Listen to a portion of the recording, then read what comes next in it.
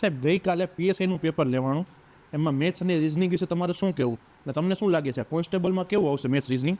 સાહેબ આ પેપર છે ને પેપર સેટરે વ્યવસ્થિત સમય લઈને પેપર બનાવ્યું છે. હા બરોબર. ગઈ વખતે કેટલાક લોકો વિરોધ કરવા માટે પોલીસ ભરતી બોર્ડમાં ગયા હતા કે આ પેપર બહુ ઈઝી પૂછી દીધું 200 માર્કનું. હા આ વખતે એ બધાયના મોઢા ઉપર તમાચો છે.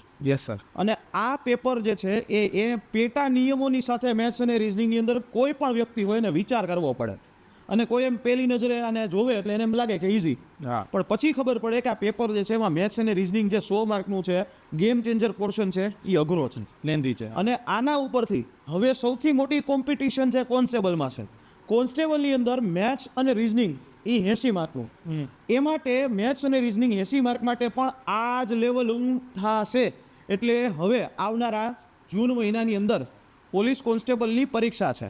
લક્ષ્યમ એકેડેમી ઉપર દરરોજ સવારના 12 વાગ્યે એક સિરીઝ શરૂ થવા જઈ રહી છે. અને આ ફ્રી બેચ છે, બરાબર, પૈસાવાળી નહીં, ફ્રી બેચ આખી, જેમાં મેથ્સ રિઝનિંગથી શરૂઆત થશે. દરરોજ તમને એ ફ્રી બેચની અંદર લેક્ચર્સ આવશે અને યુટ્યુબ ઉપર લેક્ચર આવશે.